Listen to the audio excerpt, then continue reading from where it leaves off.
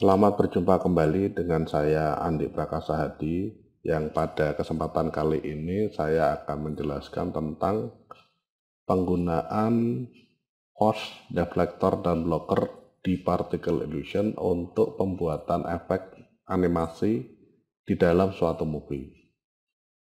Sebelum kita membahas tentang penggunaan force, deflector, dan blocker, nanti akan ditunjukkan dulu video-video contoh tentang penggunaan force, deflector, dan blockernya, supaya ada gambaran tentang force, deflector, dan blocker sebelum dibahas cara menggunakannya.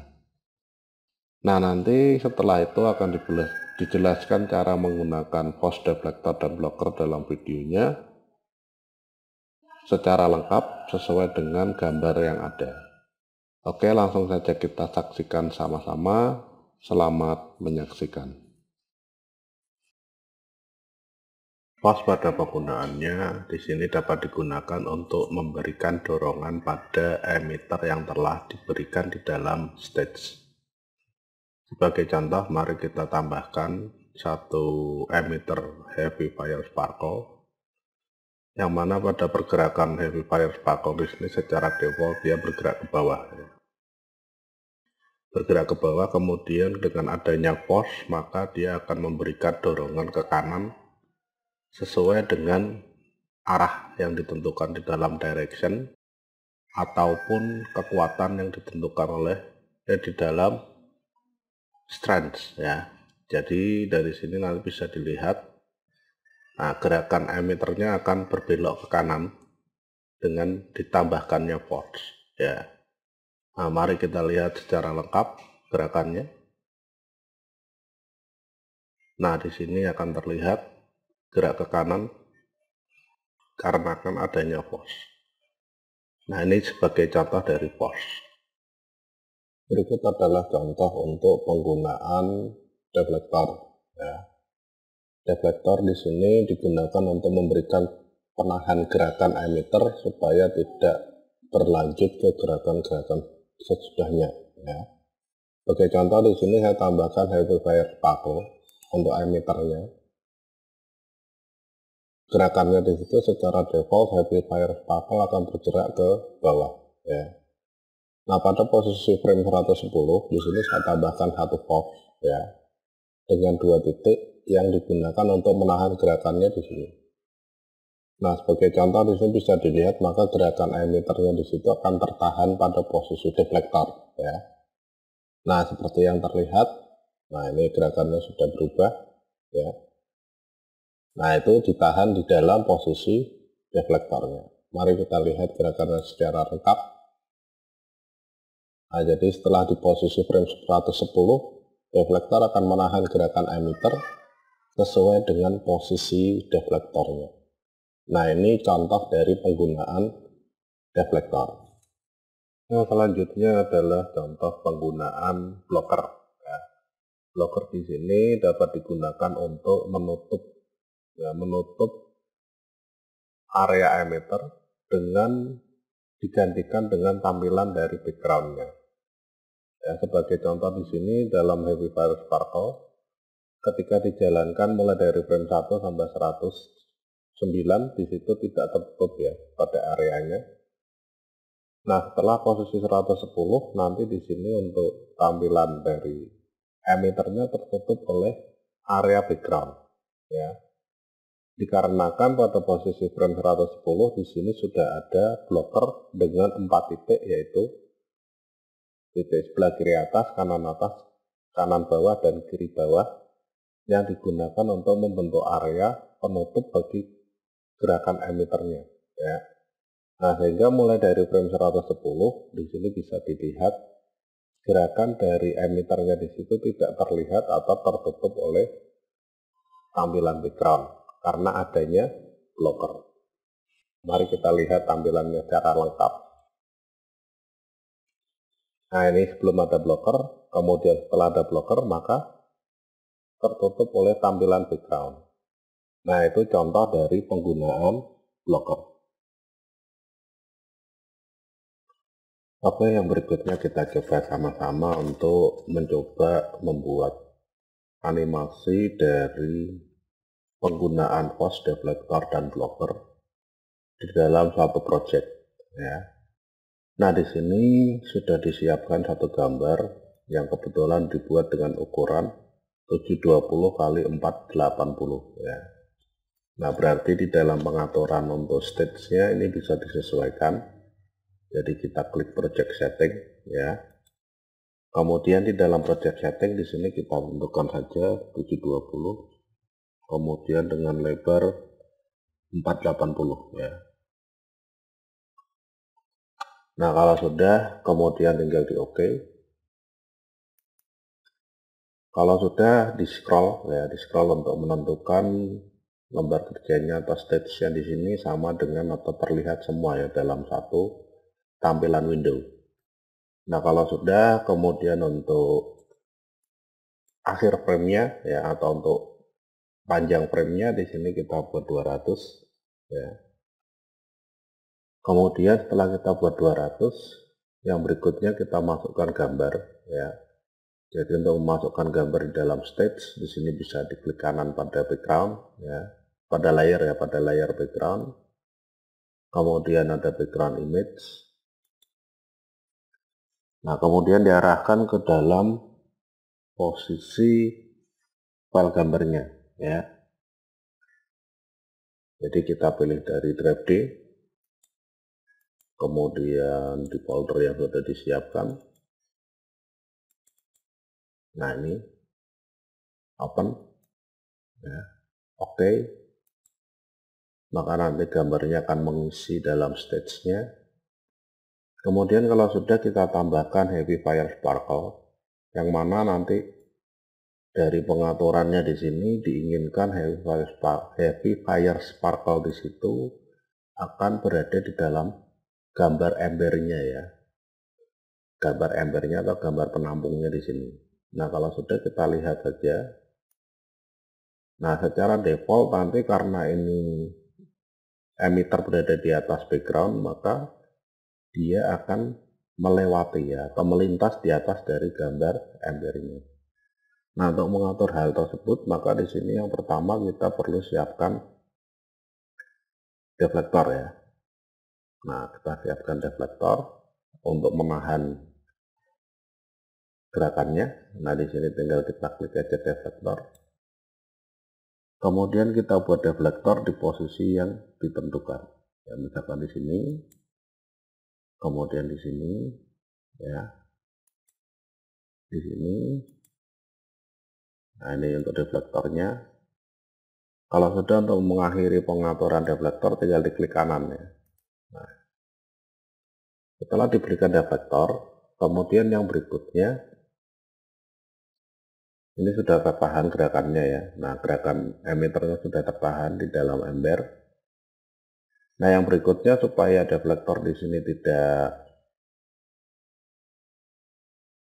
tertumpuk seperti yang ada, maka di sini perlu kita dorong ya. Kita dorong ke atas. Nah, untuk mendorong ke atas di posisi 90 di sini kita berikan pause ya. Jadi diklik saja di sini pause-nya ya. Nah, kemudian direction-nya ini kita buat ke atas ya, berarti 90. Nah, 90. Kemudian untuk lebarnya kita pilih dulu select ya, select tool, lebarnya kita buat selebar ini. Kemudian dorongannya juga sama kita buat besar ya. Nah, ini kita naikkan aja. Nah, diposisikan ke posisi yang diinginkan ya. Jadi untuk memberikan dorongan pada emitternya ya. Nah,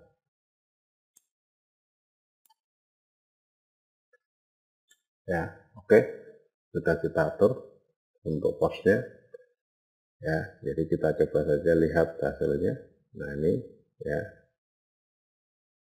Nah, sudah didorong ke atas ya. Nah, ya. Nah, untuk mengatur supaya tidak terlihat dari tampilan emitternya, maka di sini nanti kita bisa menambahkan blocker ya. Nah, ini blocker kita klik. Setelah kita klik blocker, kemudian tinggal diatur saja posisi blokernya ya. Jadi pertama di sini, jadi supaya mau menampilkan backgroundnya ya, di sini, kemudian di sini. Nah, ini kita buat sama dengan gambar dari objek embernya atau penampungnya ya. Nah, searah dengan itu ya. Nah, kalau sudah tarik ke kanan, tarik ke bawah ya, maka nanti dia akan menutup emitter ya. Nah, tarik sini, oke, klik kanan ya. Nah, kalau kurang lebar kita bisa ubah dari selection, kemudian kita tarik ya. Kalau perlu ada yang diedit, tinggal di drag dari masing-masing node-nya ya, dari masing-masing titik yang ada. Kemudian kalau sudah, kita coba jalankan lagi. Nah, maka bisa dilihat ya, tidak ada emitter yang melewati ya. Nah, ya. Nah, kalau seandainya saja di dalam prosesnya di sini kok kelihatan, maka di sini bisa kita scroll untuk memperbesar tampilan. Kemudian kita geser saja ini. Nah, ini kita geser ke posisi yang diinginkan. Jadi emitternya itu pengen ditutup di bagian mana. Nah, ini untuk mengedit tinggal diatur seperti ini ya.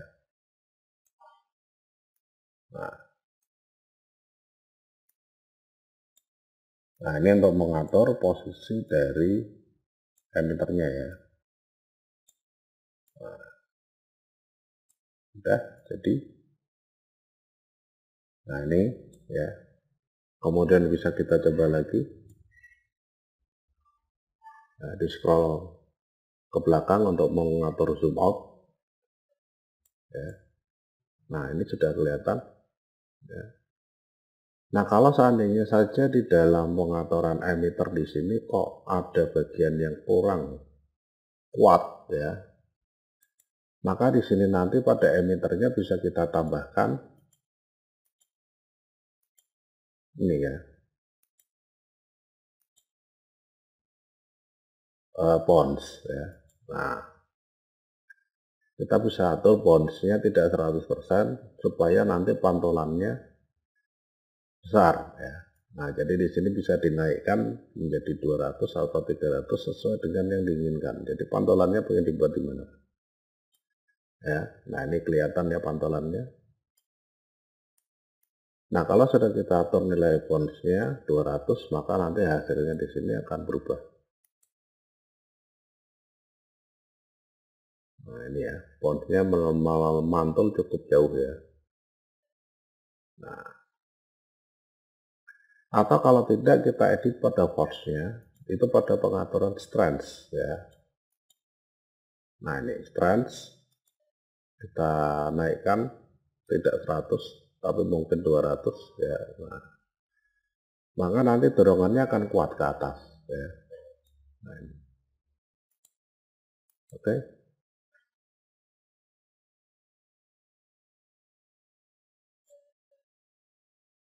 Nah, itu ya, bisa dilihat hasilnya. Nah, dorongannya kuat ke atas ya, dari pengaturan force-nya ya. Nah, kalau sudah, untuk menjadikan movie tinggal di stop.